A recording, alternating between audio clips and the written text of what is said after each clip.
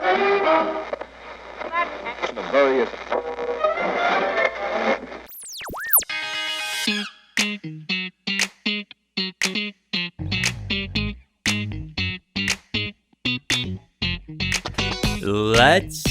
go. It's your host, Nick Perrette, and you're listening to Commercial Roofing Radio. This is the hottest radio station in the roofing world. We are your favorite place to hang out, learn, and shoot the shit. So sit back in your truck's chair, relax, and enjoy the show.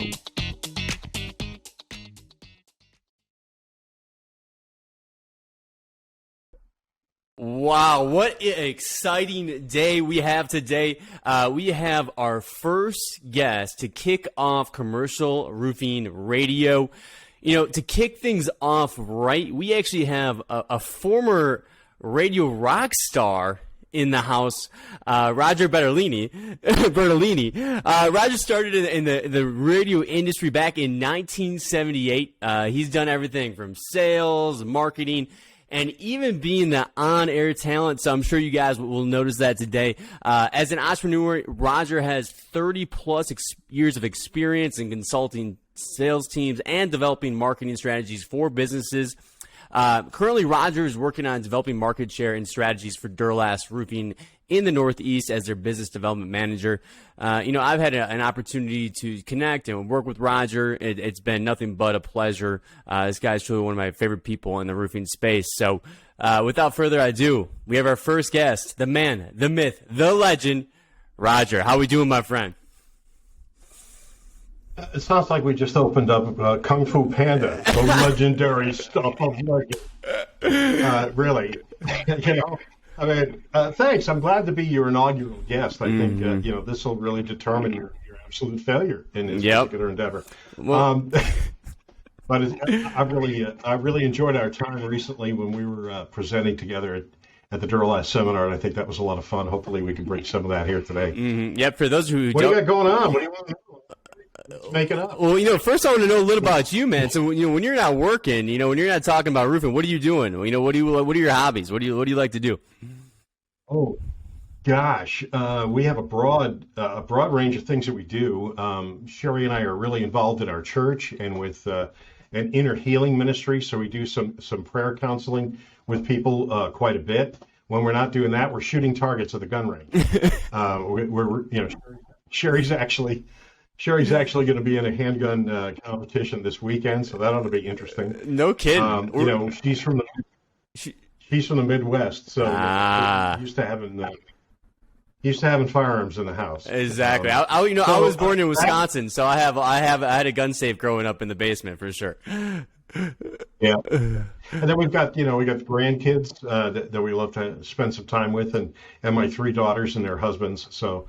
Family's a big deal. Church is a big deal. And then I think Sherry and I have a real big background in just trying to help people in some way, shape, or form. We spend a lot of time doing that in some way. So that's what we do. Yeah, I knew that you and your wife are really involved in the church. So, I mean, what takeaways, what lessons has the church, taught you and your wife that you think you brought into your business career? Actually, I just think. We're told one thing.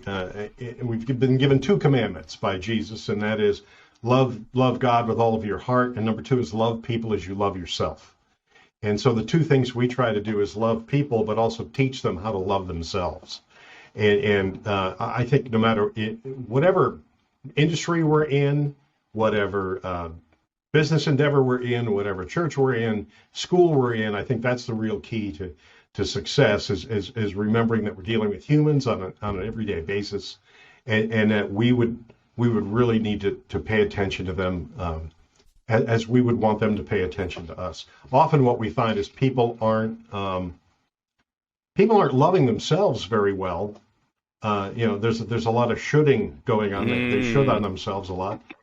And so we try to help them get free of some of that stuff so they can see what the true gift package is that each one of them has. And then whether they're in business or in school or in their family, they can exercise those gifts and have that be a benefit either to their business or their family.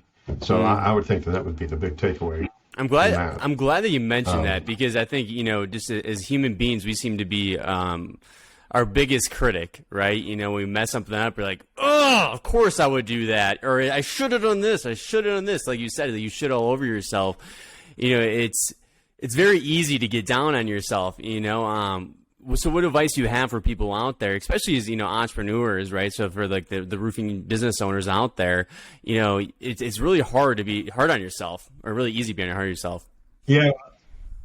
We're not getting out of this alive. Have some fun. Yeah. Keep some perspective.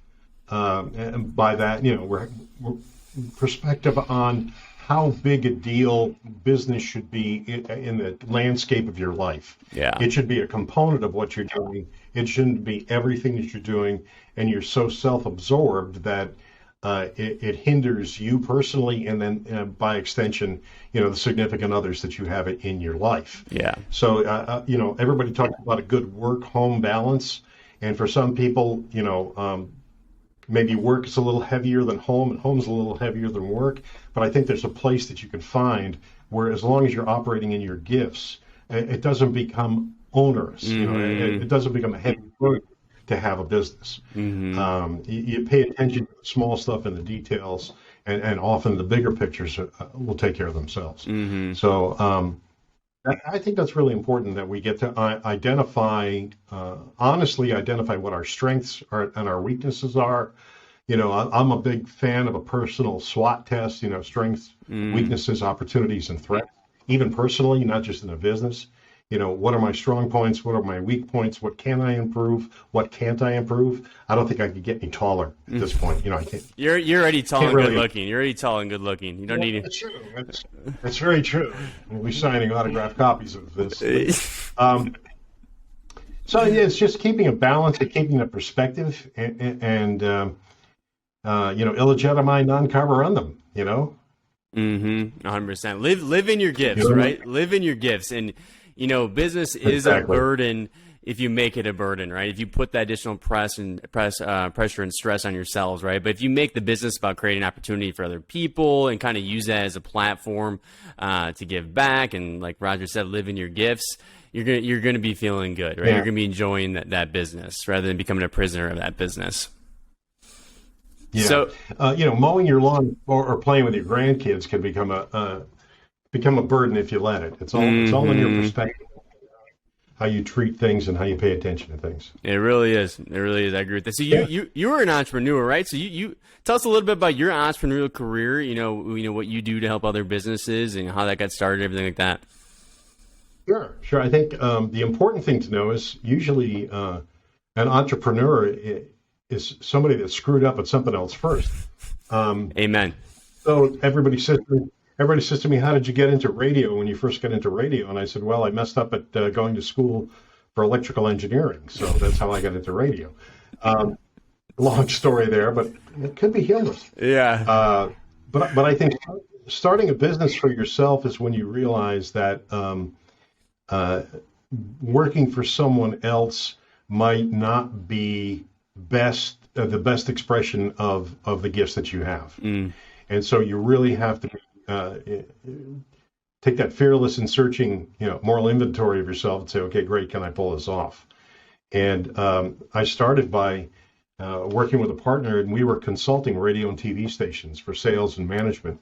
And so we would go into their stations and into their offices and help analyze the sales staff and the management staff and help them structure things and how to get better and how to be a better organization for the people that were working there, as well as, for the profitability of the company. Mm-hmm. So that's really the first step into being an entrepreneur or being in business for myself was with a partner. We were consulting radio and TV stations and having an awful lot of fun. Yeah. So was the year, am I right? So it was 1978 the first year you got into radio? No, actually it was 1972, 73. I was 4. I was 4 years old at the time. Oh, wow. I was going to Quinnipiac University here in Connecticut, and I had just transferred from Worcester Polytech out of the engineering program. and I was going to Quinnipiac University, and one of my professors was the advisor for the campus radio station. And she said, I noticed in your transcript here, you've got a lot of electronic experience. You want to help us put the radio station on the air? And I said, no, not really. No, thank you. I'm busy. And she said, what if I get you 3 free credits? And I went, what time do you want me there? And so from that point on, another guy and I literally designed, built the studios, put up the transmitter. I mean, wow. Did the whole thing. And of course, we didn't have anybody to be on the air. So we were on the air. I mean, we drafted people to be on the air on this little college radio station. And that's how I got into radio. And that was 1970, whatever that was. Wow. Early in the 70s. All right, so early in the 70s. We'll say 1972. It's been, quite some time. You've done, sales, marketing. You've been, the talent. You've scheduled people. You've kind of done it all. Obviously, back then, I feel like radio was such a big part of a business's advertising strategy. As you started to develop it into the radio industry and started to learn that side of things. How big of a role was that for like lead generation and brand awareness for companies? Oh yeah. I mean, this is pre anything digital. I mean, we're talking newspaper, TV, radio, direct mail. You're done. Billboards. Yep. So I had to teach all my salespeople that worked for me, actually how to be little mini marketing agencies, so that I could send them out and they could be of benefit to the people. The people that we were working with, the small business people that we were working with. The interesting thing is the process of working with people to help them market their business really hasn't changed. The only thing that's really changed in the last 50 years are the delivery channels. We're talking pre-cable, we're talking broadcast TV, cable just coming into its own, radio stations that were independently and locally owned. Many, many more newspapers and many more print options. But so over the last 50 years, we've watched the channels, if you will, change. Cable, the internet, what you guys do, text marketing and email marketing. So there are many, many different channels now where we have to be adept at using each one that's advantageous to our business. There are still some businesses that need to be in the local shopper. The one that gets dropped in the mailbox every Thursday or something like that. But then in a broader scope, they need to understand their digital footprint, how to use the web, how to use email, how to use texting, how to use all the current channels, if you will. But the process is still the same in selling it. If we're selling those things, we're still doing a consultative sales approach to everything. It really hasn't changed much. And whether we're selling roofing or we're selling radio or we're selling marketing, it's really identifying the customer's needs, goals, and expectations from their point of view, not our point of view, and determining which, if any, of our products or services can help them solve or attain those needs and goals and expectations. So that process really changed over time. It's just the delivery methods have changed dramatically. One thing I really want to point out is, and you and I talked about this, a long time ago. What we don't do as salespeople often is we don't identify the expectations of the customer. Yeah. I would think that whether we're selling roofing or we're selling radio or we're selling anything else, we're reluctant to determine or discuss expectations. And I was dealing with a shrink in Portland, Maine, many years ago. He and I were building a stress management program for radio salespeople, which is kind of funny. And I took his semester-long stress management program, and I distilled it down into a day-and-a-half program for radio salespeople. And as he and I were talking one night, he says, "You know what the number one killer of relationships is?" And I said, "Small caliber weapons." And he said, "No." He said, "It's unspoken expectations." And the unspoken expectations. I thought you were going to do this thing, but you didn't do the thing. Of course, we never talked about it, And whether you're a parent and a child, or in a marriage relationship or business relationship, or subordinate and manager, or whatever it might be, if you don't discuss those expectations, then that relationship has a really good chance of failing. Mm-hmm. So even when I'm sending out, we have independent reps that work for Duro-Last. We have company reps that work for Duro-Last. When I'm sending my guys out, one of the things I make sure that they discuss are the expectations of the building owner. What does that building owner expect to have happen? The obvious things are, I don't want my roof to leak. Well, okay, that's good. We can do that. I think we could do that. Is there anything else I need to know about? One woman actually said to me at one point, she said, yes, could you please make sure that your workers don't pee off the roof? So I think we can accomplish that. No, I didn't. You hear that? You hear that story though? Yeah, I have heard that story have happened quite a bit. So it must have happened to her in the past. Must have happened to her in the past, and it's almost even bigger than what's the price of it. Exactly. And so we don't want to horrify my employees nor my customers. But just discussing expectations, I think, is really important in whatever relationship that we're in. Mm-hmm. No, I completely agree. You're hitting all my expectations. So thank you. So what I liked when you mentioned, when we were discussing radio and how big of a part that was for businesses to build their brands, generate leads, was all of a sudden as things started to change, advertising didn't change, marketing really didn't change. It was really just the additional channels, and I think that's what makes it so confusing as a business owner, right? So if I have a roofing company, right, I'm doing X amount of dollars, per year, and let's just say I'm only put 5% of that into marketing and advertising. I got X amount of dollars now, right? And so for a business owner, it's like, what do I do with that? There's so many channels now, right? And I only have this amount of money. Do you have any advice for a contractor and trying to really figure out how to diversify or where to put that cash? Yeah, exactly. First of all, I think you ought to set some of it aside and hire a professional. Mm-hmm. A lot of people don't want to spend the money to involve a marketing company to help them with their marketing and advertising. But that would be, you doing your own marketing and advertising as a roofing company would be like me doing my own roofing as a marketing company. Yeah, exactly. It would be like me doing my own chiropractic. It's not like I'm going to the dentist and fixing my own teeth. I'm going to hire some professionals to help me do this. Mm-hmm. It's worth the money. It's worth the money to involve a marketing company. Expect to pay, say, 25% of your budget to that marketing company in fees and assistance. And that's money well spent typically, because that means the other 75% of your money is going to be spent more efficiently and in the areas where you need to place the most emphasis. And I think we always have as entrepreneurs, and I've run into this in dealing with small business people for a long time, is they have a really interesting idea of who their target market is. And a professional marketing company can help you actually identify that market, that sweet spot of where you want to be, size, job, type of client, location, all those things can help you identify that market and then apply the appropriate solutions for media to that market. So, we automatically, as an example, one of the myths is if I'm selling direct business, I have to deal with the business owner directly. Not all the time. Often what happens in a decent sized company is I've got a roofing problem. I turn to the admin and I go, get me 3 guys to get me a number on this roof.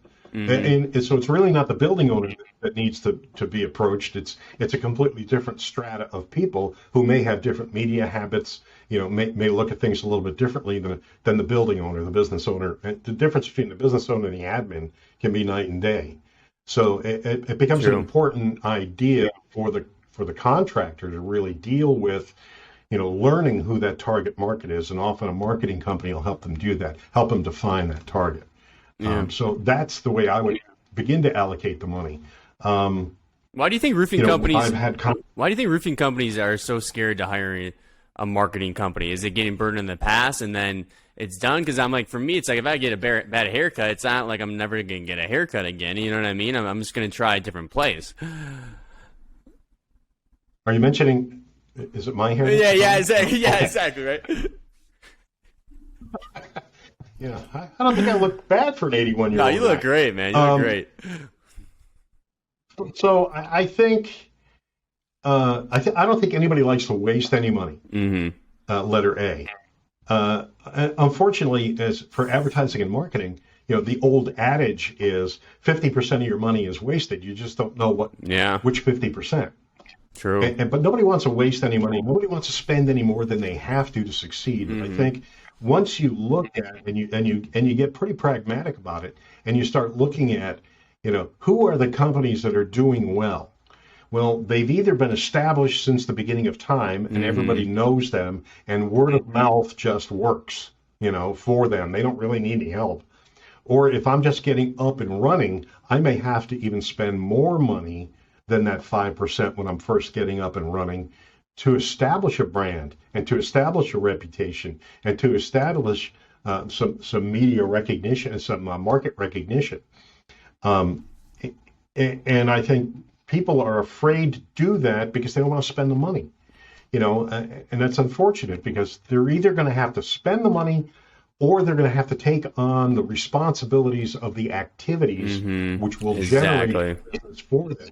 So it's either going to be the money they're spending in marketing, or they're going to have to spend the time and go out and knock on doors, cold calling, selling, networking, all those sales functions that they're going to have to put into place. So they're going to spend the money one way or the other if they want to gain business. And we're really talking about direct selling to business owners. We're talking about negotiated business. We're not talking about municipal work, bid work, and that kind of stuff. Because bid work, typically, if you've got some good estimators that know what they're doing, and you've got a good company that knows how to put things together, and you're bidding work, more likely than not, you're going to win good work doing that. And if that's the profile you want to take for your business, that's just fine. If you're selling, if you're actually out getting negotiated work, that's a different organization. That's a different group. You actually need salespeople to go along with your marketing effort, advertising effort. So there's got to be, you got to determine who you are. Am I a bid shop? Am I a direct shop? Am I a combination of both? Who do I have in my organization that are handling either portion of that? How well do they work together? What are their goals? Am I establishing goals for both of them? Just the typical sales organization stuff. And I think what happens is, I'm a roofer. I'm not a sales guy. Right. I'm a roofer. I'm not really a businessman. Or then it's okay for you to hire somebody into your company whose sole responsibility is to sell, and to be the one who manages and brings in the sales. It's really okay to do that, spend that money, and you just dial that salary or that commission or whatever that might be. That becomes part of your cost of sales that you dial into the price of your projects. So I think control. People like to have some control over what's going on, and they don't want to give the money to somebody they don't necessarily trust right away. I get that as well. I understand that, but I think there's got to be a good balance between money I'm spending on marketing and activities we're engaging in to bring in business. On a human, physical level. So I agree, and the key is to be on offense either way. So I can get why roofing contractors do not want to try to outsource some of their marketing or try to get that help. But like Roger said, if you're gonna hire somebody, it's gotta be somebody you can trust, right? And if you're talking to us, right, let's say you're talking to me and Roger just in some kind of business meeting, you're telling us that you want to reach certain goals, right? There needs to be action items to get to those goals, right? So if you're not being on offense and investing either time or money into the sales and marketing efforts, at a strategic level, those goals aren't going to magically happen. So be on offense, right? If you really want to be on offense, right, and be open, some of the most successful contractors I see, they're always like, they see something new and they're going to at least try it. They're going to, if it's a new software, if it's a new program, whatever it is, they're going to at least try it. And they're going to be one of the first ones to try it. If it doesn't work, they move on, but that's why they stay ahead of everybody else. I think the interesting thing, I heard a statistic way back in the dark ages when I first started getting into sales and managing sales teams, is that the rate of change doubles every 17 years. Wow. So the change we're all going through, the rate of that change is exponential. It's not geometric or linear. It's actually exponential. So every 17 years, something, if the way we can process information changes, and the amount of information doubles every 17 years. And if you think about where we were just 17 years ago, which is 2005. Yeah. And even though some of us think it's 1986, it's 2005, just 17 years ago. When you just think about the computer you had on your desk in 2005 and how different that is from now, where most of your world can be handled here. Yeah. It's very, very different. So even with the number of people in the country, that has changed in the last 17 years. So it's a 17-year period. Change is just absolutely ridiculous, and adapting to change is probably the hardest thing humans have to do. We find that if we're doing something and it's successful, it should be successful till the end of time. Mm-hmm. And that's just not true. That's just not true.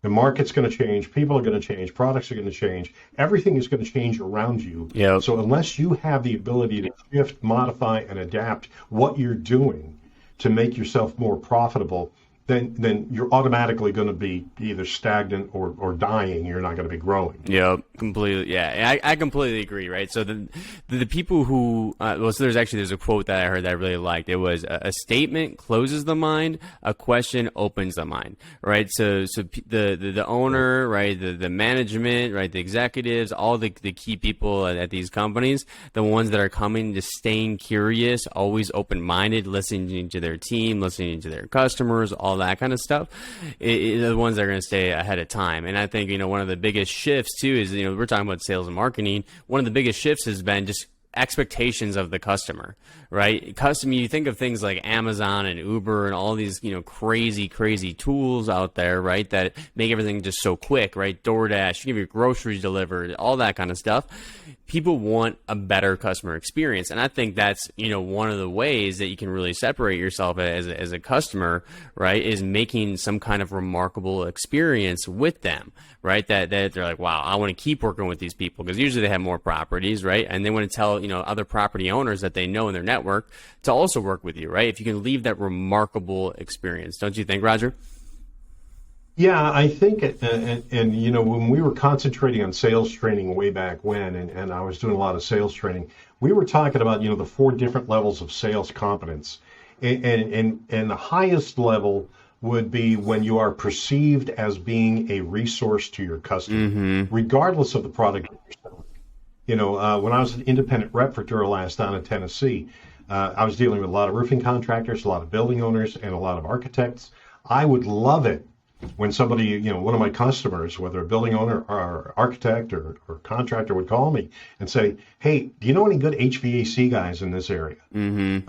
Well, yeah, as a matter of fact, I do. And that meant that I had achieved that status of being almost like an unpaid member of their staff. That is where cool. They want to call me for information. Yeah, and I think most salespeople have a few customers that are like that. Any decent salespeople have a few customers that are like that. And I think as we try to strive to have more customers that are relying on us as a resource, not necessarily for just what we sell, but for what we can bring to the table as a business resource for them. I was also asked all the time, can you come and do sales training for our team? Yes, that's not something that my company sells. Duro-Last doesn't sell sales training, but I'm going to show up and do sales training for you. Resource. Value. Yeah, a resource. And I think as we strive to get to that level, that's when we really see that, the business comes to us. We don't really have to open down doors. Yeah. The networking is going to happen. The organic stuff is going to happen. So, You called me out the other day, right? So we're gonna bring this up on air, right? You called me out the other day. You said, "What's wrong with your generation? You guys don't like picking up the phone, all right?" You said this sales one. You said that's sales 101. Right? For those who don't know, me and Rogers have a business relationship as well. We get to work together on some things, right? So he's like, well, what's wrong with this kid, basically, right? So for those for roofing companies, we'll switch to the roofing companies. When they're engaging with prospects and customers that they worked with in the past and stuff like that, that might own other properties. What's your kind of your sales 101 there? Like, how often should they be engaging with these people? Should they be stopping in, phone calls? Do you kind of have any kind of secrets to the trade there? Yeah, I do. I think people still buy from people regardless of the channel. Yeah. So we can introduce them. We can introduce them to our products and services all we want via whatever channel we want. But ultimately, I think people still buy from people. Yeah. And so we need to engage with them on a personal basis. There's about 25% of the population that doesn't really care. They're just going to want the facts and figures. Just give me the facts, give me the figures. We're happy. Okay, go away now. Leave me alone. I'll make my decision. You have like 50% of the population is relationship oriented. 50% of the population is task oriented. Yeah. Identifying which category your customer fits into will help you talk to them, will help you relate to them in a manner which makes them feel comfortable. Mm-hmm. Versatility defined as my ability to be able to make the prospect or the customer feel more comfortable in the situation. And I could do that by starting to identify by their behaviors and the way that they ask questions or speak. I can start to identify where they might be on this continuum. So I could speak more to them in a manner which would open doors for me and for them. So understanding the customer from a personal standpoint is really important. Sometimes face to face is going to be the only way to do that. And fortunately for us, Zoom, Teams, that helps, and I think that's really important. But I also think showing up in their office is really important, and showing them that you're a resource for them, bringing them something of importance to them every time you go and visit is key.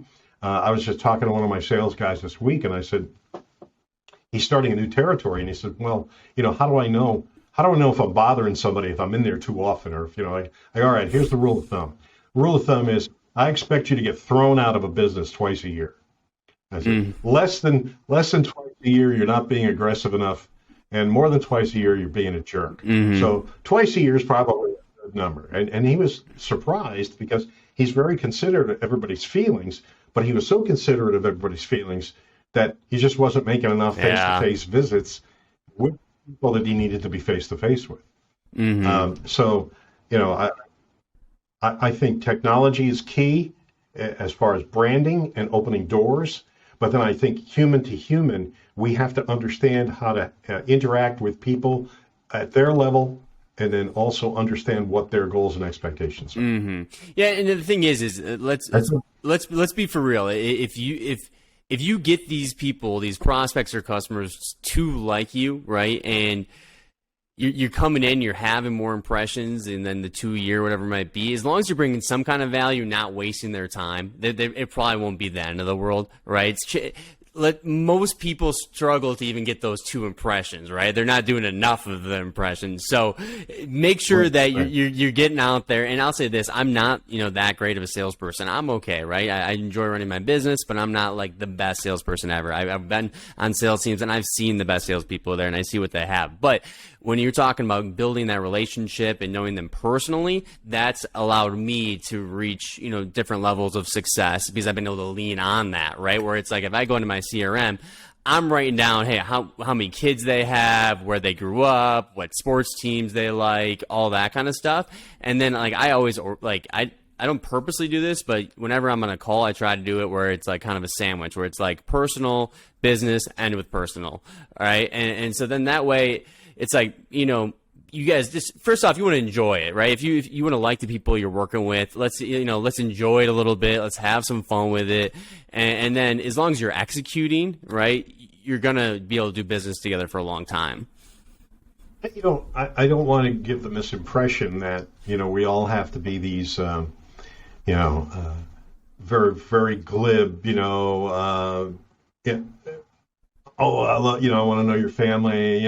Some people don't want to do that. Some people want to just have a business relationship, and then other people want to have that personal relationship. But either way, that's what we're talking about in that relationship. When we say relationship, we're not just talking about, hey, we're buddies, we're going to go to each other's wedding. We're talking about, hey, we're both professionals and we know what we're doing. Yeah. Too. And some people are going to lean on the personal more. Some people are going to lean on the professional more. But a professional salesperson understands what that customer needs from their point of view and deals with them at that level. Yep. Regardless of product or service. And if you're executing, they're gonna love you a whole lot more anyway. So I'm sure they'll love the small talk if you're doing a good job for them, right, and saying what you're gonna do. Yeah, somebody, I had a small car dealership I was dealing with many years ago, and he said, "Well, how am I going to know if your advertising program works?" And I go, "If your cash register rings." Yeah. I mean, that's really it. Yeah. I mean, the ultimate answer is the cash register ringing? Now, if I'm going to ask that question, then I'm going to have to ask the questions of that individual and saying, how talented is your sales staff? What's their closing ratio? Do they need more resources in order to close the business? Do you want me to go out and close the business because they're terrible? I'm going to become more of a business advisor than just a, hey, I'm selling you something. Yeah. Hey, you want to buy some advertising or what? So I'm going to need to know how they're going to go to market so that I can help them with their expectations of what they're going to get out of the money. Because I can say to them, hey, a car dealer, hey, guy says to me, closing ratio is 17%. I go, hey, that's crummy. Closing ratio for a car dealer has got to be at least 25% to make any money. Yeah. So does your team need sales help? So even though I wasn't selling sales help, I'm willing to get my hands dirty and into the business, regardless of what we're selling, in order to make sure they're successful in some way, shape, or form. And whatever tracking too you can implement is great, because you mentioned statistics there. Obviously as a business owner, if you have statistics, if you have data, it's going to make all your decisions a lot easier to make, right? Because now you're not kind of just guessing based off of a feeling that you have in your gut of what's working and what's not, or what needs to be changed. We work with a lot of different customers, and they have all different kinds of businesses. Some do just commercial, some do commercial and residential. Some are more storm insurance based, some are more retail. You get like all these different, and they all have different kind of systems and processes too. One that I did like, and I'm not telling everybody to do this, but like, one of the board setups on the sales process was literally, it was the lead had to go from lead is in to first contact, second contact, third contact, fourth contact, fifth contact, sixth. You know what I mean? And they had it all spaced out, and it was all time bound. It was like the first contact is this day, the second contact is this day, right? And the reason why I think that's so important is because it's like, hey, this is a system we know works. If we follow up this many times through these different channels, we're going to maximize the opportunity to get a meeting with that lead, right? So you're maximizing the money and the time that you spend. So rather than saying, hey, these leads suck or these opportunities sucks, you're doing a complete nurturing system of that lead. And if it doesn't work, then at that point, you're like, okay, well, there's an issue here. Yeah, I agree. I think excuse me, I think some sort of CRM helps. We're using Salesforce right now, but we also know some companies that use Dynamics, and that can get you pretty granular on what you're selling and how you're selling it, and I think that's good.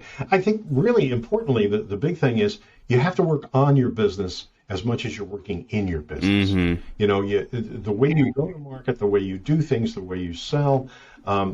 If you just want to be the guy that puts the roof down, I love you.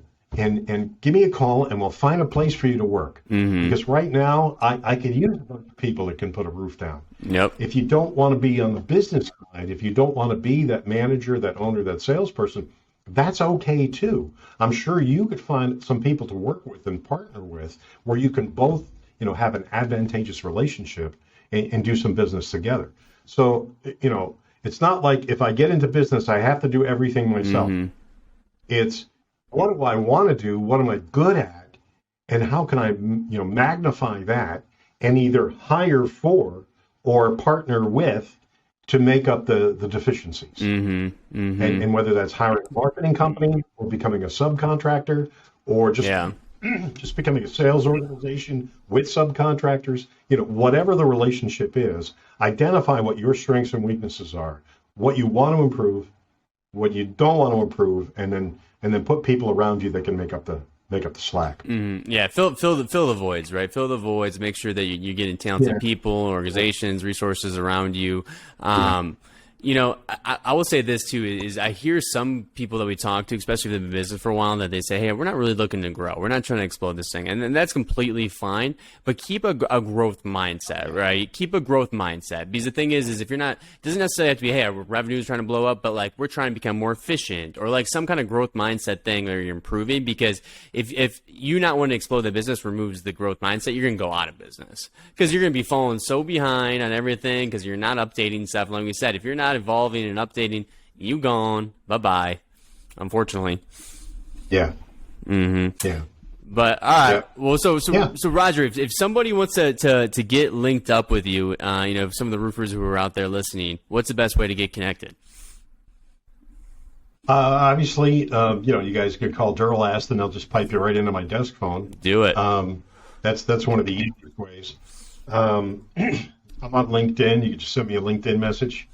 And those are really the two easiest ways. Right on. Right on. So looks. It's Duro-Last.com is the website, and then if you want their phone number, it's 866-735-8824. So.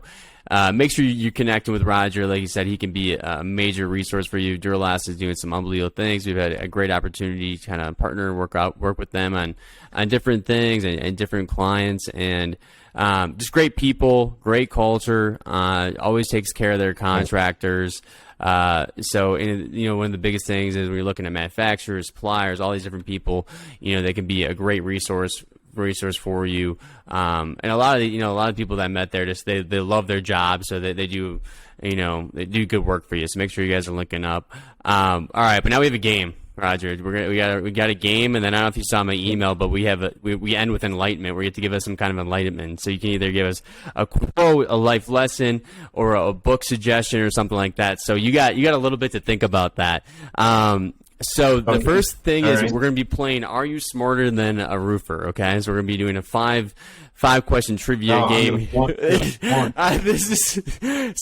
We have some that is roofing related and some that is based off of who you are as a person here. So the first one, we're going to go with the radio theme. This man started his career in the radio. He was the talented radio rock star. So what year was the radio invented? Was it A 1919, B 1895, C 1717, or D 1789? 1895. That is correct. Nice. Marconi invented the spark gap generator. I love it. Nice work. Yeah. All right. So all right. I got one. You got one. This one's going to be tough, though, here. This one's going to be tough. And this is why I had to ask you about what year you started in radio. And this is so while we were recording, I was researching online to change this question. So you started your radio career in 1972. What was the Billboard Top 100 song that year? Was it A, Lean On Me, B, American Pie, C, The First Time I Ever Saw Your Face, or D, Rocket Man? Oh, I want to say American Pie. This one's tough. It was C, The First Time I Ever Saw Your Face. That was the one that I did not expect. I'm telling you, it was 1978 might have been a little bit easier. You should have stuck with that. All right, so. Wait. First time ever I saw your face. Roberta Flack? Yeah, that is correct. Nice work. I love it. See? I'll give you a half a point for that one. All right, so. Yeah, all right. In what year was the first Duro-Last roof installed? Was it A, 1978, B, 1969, C, 1983, or D, 1990? 78. That is right. That is good. He's pretty good at this trivia game. That is pretty good. The applause. Yeah, I know, right? The applause. I'll give you applause at the end of the show, all right? All right, so this is the mix, Duro-Last headquarters is in Saginaw, Michigan. What is the capital of Michigan? Is it A, Detroit, B, Grand Rapids, C, Ann Arbor, or D, Lansing? I have no idea. This one's tough. I know. Isn't it crazy how tough the capitals are? That's why I'm like, man, I'm so glad I'm not playing this game. But the thing is, Lansing. That is correct. He is good, man. He is good. He is good. All right. So the last. I think we need a disclaimer. Wait. I think we need a disclaimer here. What do we need? I don't actually work. No, he does not. Right? He's out northeast. I work in Connecticut. He's out in Connecticut. Yeah. He's out in Connecticut. All right. So the last question is how many roofing contractors are in the U.S.? Is it A, 27,000, B, 109,000, C, 69,000, or D, 50,000? 69,000. It is B, 109,000, man. Hey, you got to know your market better over here, man. Come on. No, I'm trying. Oh, wait a minute. We're talking about roofing contractors? Yeah, roofing. Yeah, that's true. That is true. That's true. That is a fair point. So you're only worried about your actual clientele, your market opportunity. Right. Yeah. Oh. Well, that's good. We're gonna send you some kind of prize, so we'll connect later with the dress. To be honest, you're the first guest. I don't even know what it's gonna be yet, but you're gonna get some kind of prize. So congratulations on your surprise box. All right. Well, thank you. That's great.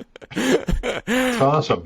All right. Well, now we have the end with enlightenment. All right. So this is just a quick segment. You can share a book, quote, life lesson, something that could have a positive impact on listeners before we close out. So, Roger, what do you have for us today?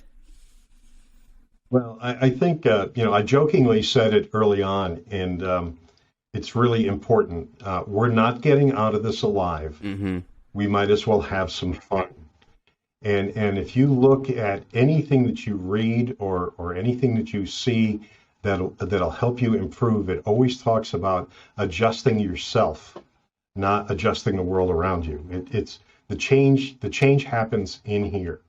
And whether you're spiritual in some way or very cerebral in another way, the change that happens here that lets you know that that this isn't the only life we have. And we're gonna have a much longer life after this. Will probably guide you in how you live this one. And taking the pressure off yourself and off the people around you usually has really productive results. So good. And I appreciate that one a lot because sometimes I forget. Right, I get so involved in the goals, the grind, everything I'm trying to do and improve on that sometimes forget to have fun along the way. But sometimes you got to remember when you do have fun along the way, usually more of a pleasure to be around, right? And that stuff that you want starts to gravitate towards you. And then the only other piece of advice I have for everybody is don't eat bad pizza. Just don't do it. Come to New Haven, taste real pizza. You'll never have pizza anywhere else again, okay? What's the best pizza in New Haven? 3 pizza places in New Haven. Let's see, Modern Pizza, Pepe's, and Sally's. Okay, so those are the 3 biggies in New Haven. And then those New York guys, they do okay. Ray's and those guys, they do all right. Chicago pizza, it's a chunk of bread with bread topping on it. Oh, you might be getting some contractors angry in the Midwest over there. Good thing that's not your territory. You got lucky. Yeah. Listen, thank you very much for having me come on this and play with you a little bit. I always enjoy it when you and I get to present and talk together. I really appreciate it. Absolutely, and it's been a pleasure. Thank you so much for being my first guest at Commercial Roofing Radio. All right, man. Thanks.